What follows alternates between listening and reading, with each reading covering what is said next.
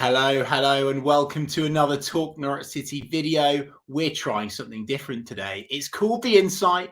It's all about Dean Smith, and who better to talk about all things Dean Smith than huge Villa fan, athletic football podcast host, and of course host of the Villa View, and a man that's been wanted by many, by the way, not just by the media world to talk about Dean Smith, but also the TNC subscribers. It's Dan Bardell. Dan, thanks so much for taking your time to come on today, mate. No worries. Are you emotional about Dean Smith leaving the building? I think it's more weird than anything because, he was at Villa a long time for 3 and a bit years. And that is the equivalent of when we were children of being at a club for 10 years. So that's a long time in the current managerial landscape. So it's going to be weird more than anything. I mean, at the moment, Steven Gerrard's in his first interview today, so I'm kind of more focused on that. But initially, I was very, very sad when Dean Smith left because he was the dream ticket for Villa fans. Villa fan as manager, Villa fan as captain with Jack Grealish. That was the dream ticket. And unfortunately, it wasn't to be a long-term thing. But yeah, I think he's a good fit for Norwich. I mean, you've been all over Sky Sports advocating Frank Lampard, absolutely disgusting. And then 15 minutes later, Frank Lampard rules himself out of the job because he doesn't like what you've said on Sky Sports News. So show's over. Yeah, I mean, I was half expecting Dean Smith to turn it down after you went on and spoke about him the other day as well. But no, he's taken it, and fair play to him because he could have had a little break, but he hasn't. He's gone straight back in. Great point, Dan, and thanks for bringing up my Frank Lampard kiss of death again. I'm certainly not going to live that down for a farewell. That's for sure. What do you make about the speed of that, though, Dan? I want to ask you about the speed in which Dean has taken the job. You've already touched upon it there. I initially thought it was a bad thing. I kind of thought, it's his boyhood club. It's going to take him some time to unravel, perhaps a hangover. But now I'm thinking, this is really positive because he's already kind of in the coalface of it. The wheels are already turning. Do you see it like that? Yeah, I think that's absolutely a man straight away that's saying, I've got something to prove. I'm ready to get straight back in. I don't need a break. I mean, he did fly to New York very briefly to see his son. I mean, he can't have been there that long. I don't know whether they did it over Zoom or whatever, but he was not in New York a long time at all. I imagine he'll be at Norwich now, trying to get into training as soon as possible. But he is a football man. I mean, I know everyone's a football man, aren't they? But he has not been out the game for 6-7 years, I guess, because he's gone from Warsaw straight to Brentford straight to Villa, and now Villa straight to you boys. So he has been in football as a football manager for a long time consistently now, and he obviously doesn't feel like he needs the refresh. Like I say, I think it's a good thing for Norwich because I think he'll come in and say straight away, I've lost this job. I'm going to come here, I'm going to keep Norwich up, and I'm going to prove everyone wrong. I love the fire in your belly, Dan. I'm going to touch upon a few of those things that you've said there. But I'm going to challenge you, actually. The next two questions are going to challenge you. The first challenge is, what do you say to the Norwich fans that say Dean Smith isn't an upgrade on Daniel Farke? I would say that they are completely incorrect. And in Jack say, I watched your podcast, your live yesterday. Didn't Jack say he's got an 11% win record in the Premier League? Is that correct? Mate, I don't even want to talk about Daniel Farke's win stats. I like Daniel Farke. He's done a very good job with Norwich. Yeah. Excellent in the Championship. When you've been in the Premier League, there's a lot to be desired, really, if we're being honest. So I think he's definitely an upgrade on Daniel Farke because he's kept Villa up in the Premier League at the first time of asking, literally by the skin of our teeth. But I know there's different budgets and different players and different things going on at Villa without being disrespectful. So you would say it should be easier to keep Villa in the Premier League than Norwich. But in a lot of ways, when we got promoted that season, we were behind you. Because we always scraped into the playoffs, really. We had a good team, but, Dean Smith took over Villa 13th, 14th in the Championship, got us up. We had to rebuild a whole new side because there were players that were on loan the season before, like Tammy Abraham, Twanzebe, who were big parts of the side. Even like Mings was on loan. So we had to try and sign loan players back. We had an ageing squad that Bruce had left us with where players were out of contract who needed replacing. And we had to do it all quickly. Yes, he spent 100 million. When you're replacing virtually an entire team, that doesn't get you an awful lot in the Premier League. So it was a big ask. I would say it would have been harder to keep Villa up that season than Norwich, because you already had a bit of momentum. You had a team together that had been together for a few years and a manager that had been there. So he kept us up. He consolidated us. And whatever happens with Norwich now, even if you go down, he's got that experience now of getting a team up. He worked wonders at Brentford. A lot of Brentford's good work has come from him. He left Walsall in a very good place when he left Brentford in a very good place when he left, and he's left Aston Villa in a really good place for Steven Gerrard now. So he's an upgrade on Farke for me, without a doubt. I also think he's a way better appointment than Frank Lampard. I know you love Frank. I do. Look, mate, the reason why I went for Frank initially was the instant impact and the pizzazz, the wow factor, the authority, the ability to spark inspiration into our players, because we've been pretty lifeless and we've not really had much going on at all. And I didn't think that Dean Smith could do that until I learned more about Dean Smith. Yeah, he'll absolutely do that, because his best trait, I think, is a man manager. Mate, that is what he is. Mate, I said this on our podcast this week as well. I said, you don't know what you don't know. And I'm very pleased that I've taken the time now to learn about Dean Smith. He is definitely better than Frank Lampard. And as I said in the podcast as well, Dean Smith, and I'm not going to say the exact word I used because that was probably too far, but he has definitely got the biggest bollocks in the Premier League to come to Norwich City, in my opinion, given where we're at. We're going to spend barely anything in January, if anything at all. So fair play to him for taking the job. And anyway, my next challenge to you, Dan, is a lot of Norwich fans are saying, hang on a minute, why are we hiring a bloke that's just taken Aston Villa on a seriously poor run of form? He's just used to losing. What do you respond to with that?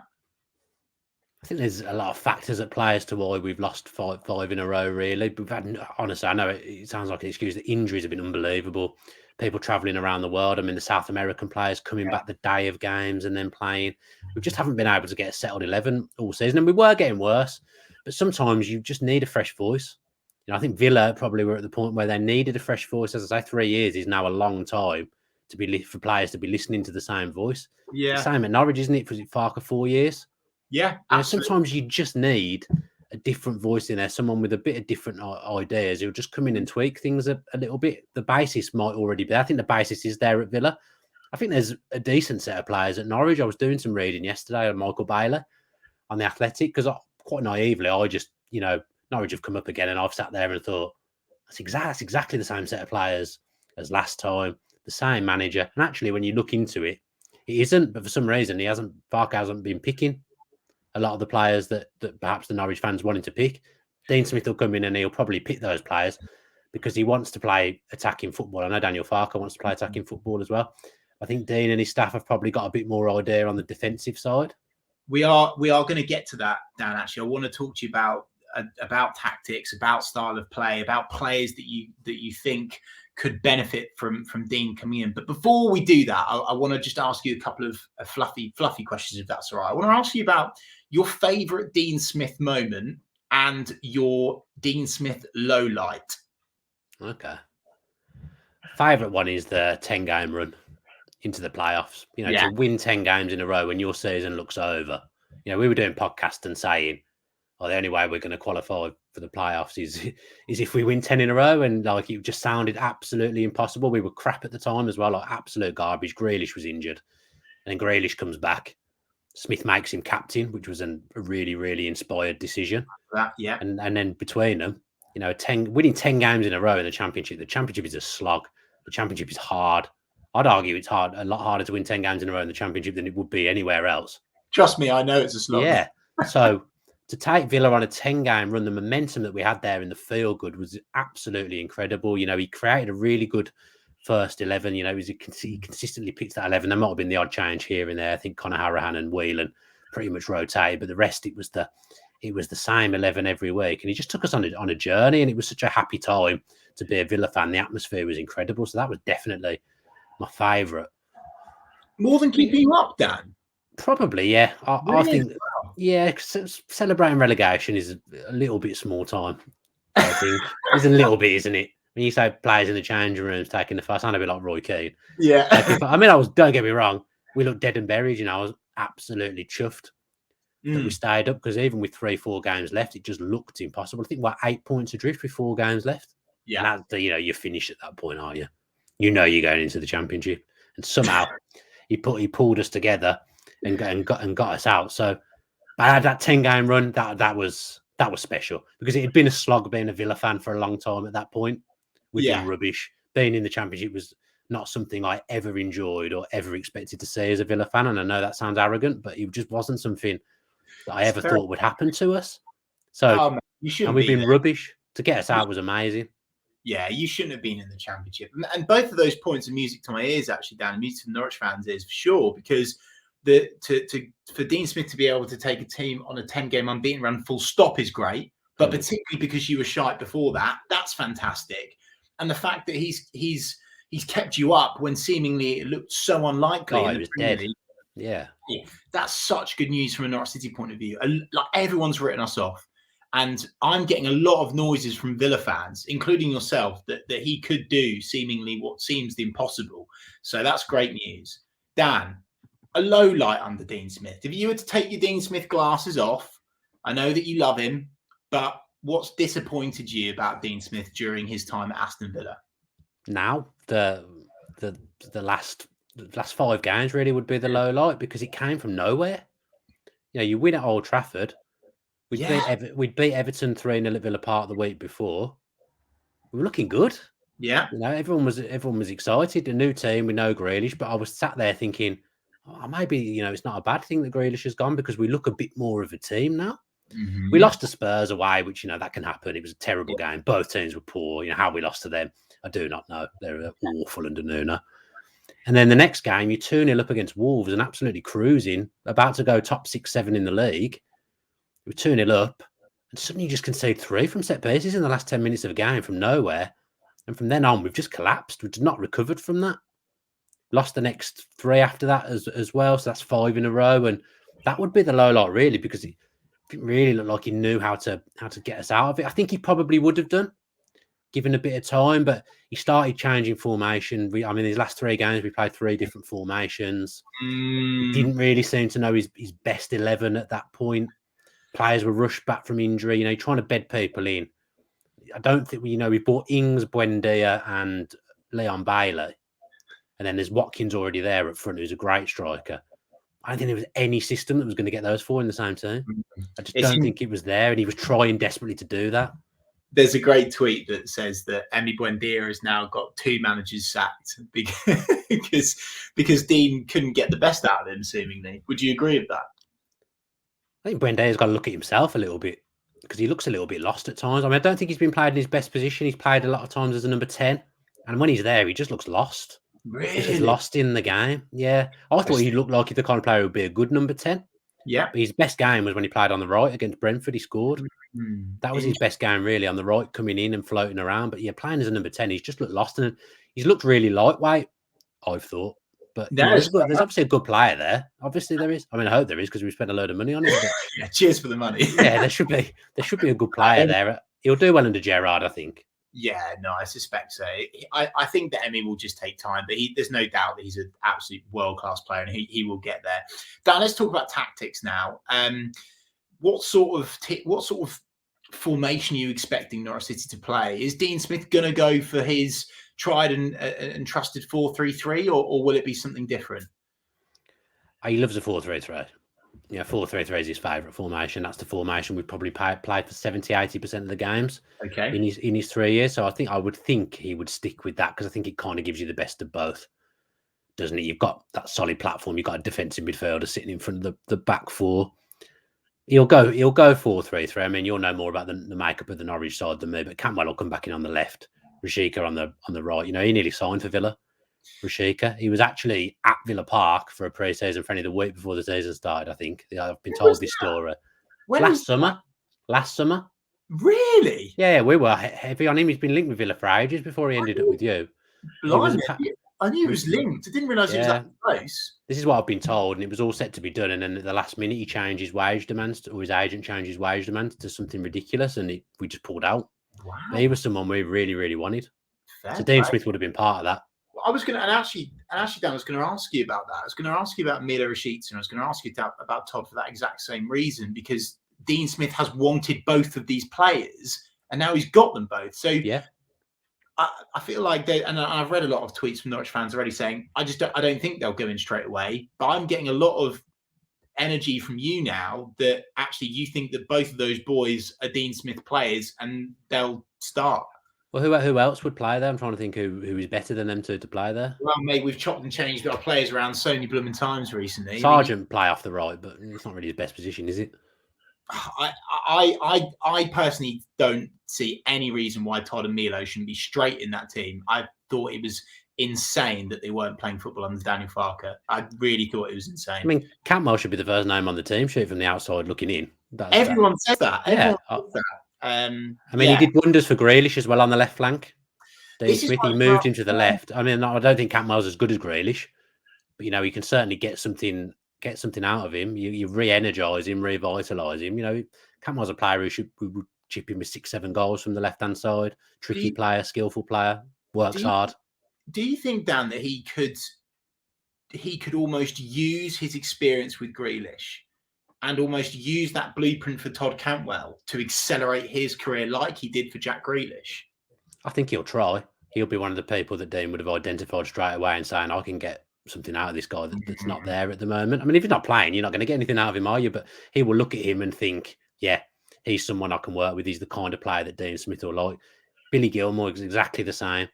When Dean Smith was at Brentford, they used to murder Villa every time we played them. They used to pass us off the park, and Ryan Woods used to sit at the base of that midfield. I mean, I think his career's gone downhill rapidly since Dean Smith left, because he's now at Birmingham, I think. So yeah, his career's gone completely downhill. But he looked an unbelievable player under Dean Smith, just sitting deep in midfield, just pulling the strings. He'll want Gilmour to do that, but probably, first few games, he'll probably want someone a bit more defensive in front of the back four, and Gilmour will play a bit further forward. But long term, I would imagine that would be what he would want to do, because he did a similar thing with Villa when he first came in. Conor Harahan, he wanted to play him as the deepest midfielder, and then McGinn and Grealish in front of him in the middle. But he didn't do it straight away. He waited, and then eventually, when the Villa squad got more of an idea of what Dean Smith wanted, he played more in that position. So he'll start off a bit more solid, I think. But long term, I would say that would probably be what he would want to do. Interesting. And you've started to use that word already. He might start a more defensively minded midfielder. Are we going to be? Can you see him going for it with this Norwich City team and going, look, we just need to attack games of football? Or do you think he will be quite conservative, quite balanced almost, quite defensive, balanced? He'll find a balance. You can't go gung-ho because you'll get ripped apart by most sides. But he'll want you to look after the ball, because that's what Dean Smith wants from his football teams. He wants you to look after the ball. I mean, ironically, we've been terrible at looking after the ball in the last 5 games, but there's some decent midfielders in there who, Gilmour is a sensational footballer. He loves passing the ball. He's busy around the park as well. He's very slight, but he's a very, very good footballer, Gilmour. He'll be someone who will thrive under Dean Smith. He'll be first name on the team sheet. Really? Well, yeah, 100%. Gilmour's played games for Chelsea. Mate, he's good enough to be in your team. Mate, I'm with you. I'm totally with you. It will be fascinating. It's going to definitely be the most anticipated team news of the season. And if you are watching this on YouTube, by the way, let us know in the comment section what you think Dean Smith's first team will be. Dan, December the 14th is a date that I suspect you will be a very, very nervous man. Is that correct? Because, of course, Norwich City play Aston Villa at Carrow Road. Depends. I mean, I don't know what's going to happen between now and then. There's 3 or 4 games before then. Depends how we start. I'm hoping we're going to move away from the bottom of the table pretty quickly under Steven Gerrard. You don't want to hang around down there for too long. But Dean Smith will want to beat Villa. He's a Villa fan. But he'll absolutely want to prove the point that we shouldn't have got rid of him. So he'll be all guns blazing to beat Villa. He will absolutely want to do that. He'll get great reception from the Villa fans. There'll be no animosity at all. The Villa fans have got an awful lot of respect for Dean Smith, and the place he's left us in compared to where we were when he arrived is night and day. So even those that wanted Dean Smith out, they will have wanted that with a heavy heart. He's had an awful lot of credit in the bank, Aston Villa, and the sacking looks very harsh from the outside, and it perhaps is harsh in a fair few ways, but I do think it was just needing that fresh voice. But he'll get a great reception from Villa fans, and yeah, it'd be a little bit of a concern if you've got a little bit of momentum going into that game, which he might give you, because I don't think your fixtures are too bad. Before that, you've had your bad games. Mate, we've got some good fixtures. Well, I say some good. The best fixtures really that we could have, that we could want. This is November is key for us, and that game against your boys at Carrow Road is key for us. I know you said Dean Smith wants to win, but I can't help but feel he's going to be so conflicted because it's his home club, though. No. Mate. I mean, he didn't mind beating us when he was Brentford manager. Yeah, he beat us every time we played him. Yeah. Honestly. But you wanted the Villa job then. Yeah, but you still want to win. He's a professional. It's like when Steven Gerrard plays Liverpool. We've got them the week before. Yeah, true, mate. He'll want to win for Villa. I don't know how he's going to do it. I really don't. I wanted to ask you something actually, which is a bit of a strange question. Is Dean Smith a passion merchant? Like, does he love a bit of like passion on the sidelines? What's he like with the fans in the stadium? Oh, he'll give a wave. If you ask for a wave, he'll give a wave. He'll give a wave. Oh, he'll definitely give a wave, 100%. I didn't see him as a waver. I saw it. It's more of a my hand, more of that. Right. He's very passionate when we score. Okay. When you win. Good. He's quite understated in a lot of ways, Dean Smith. He's a great man. I was lucky enough once to have a beer with him in his office after a game, and we won in the last minute. Whoa. Hang on. What? Talk to me about this. So we beat Brighton at home in the last minute, and Dolan, who I do the Villa View with. Yeah. The guy's got connections all over the place. He's an absolute joke. So we were in the players' lounge after the game, and then the goalkeeping coach came down and said, "Oh, do you want to come down to the dressing room? We're having beers in the dressing room." So I don't know whether this was just a Villa thing when Dean Smith was at Villa, but if they'd won, he'd have like his friends and family down into the manager's office after the game. There's like beers in the fridge, and yeah, we got invited down to that. We had a bit of a chat with him, and he spoke to us about his ways at Villa, what he believes in. He was great having a beer with the manager. Pinch yourself stuff, really. That's but one thing he focuses on is he was very heavy on this, and all the coaching staff said exactly the same thing actually when we spoke to them, that they don't suffer fools. Like, if you're to work under them, whether you be a coach, whether you be a player, you have to buy in and you have to be a good person. They don't take on bad people. You could be the best footballer in the world, but if you're a bad person, they don't want you. Wow. They want you to buy in. I think Norwich will suit Dean Smith down to the ground. I really do. Just like Brentford did a little bit. He'll get you playing good football. Even if you go down, he'll get you playing good football. I just think he'll suit you. Got a good track record. I don't mean this disrespectfully, because Norwich are a bigger club than Brentford historically. At the smaller clubs than Villa, he did very well. He did well at Villa. Yeah, he did very well. He created something special at Walsall, at Brentford. That really real team mentality. And I think that'll suit Norwich. I think he'll suit Norwich very, very much. We certainly hope so, Dan. We certainly hope so. So when you met him, what sort of energy did you get from him? Like, is he relaxed? Is he chilled? Is he fiery? Yeah. What sort of bloke is he? I think he goes off when he needs to. I think you can probably count on one hand the times he's done it at Villa. So when he does it, it's when you need an impact. Wow. Very relaxed. He's a good man. He's a man manager. So he wants people to be good people. He wants you to be a good player as well, but he wants to develop you in both. He's a relaxed guy. He was easy to talk to. He's just a normal bloke. That's and good. He'll buy in at Norwich. Of course he will. He'll get it. I think he'll get it straight away. Well, I certainly hope he gets it for December the 14th. That's for sure, Dan. Well, apart from then, you can get it any other time, but don't get it then. Don't get it then, Dane. Forget about it then.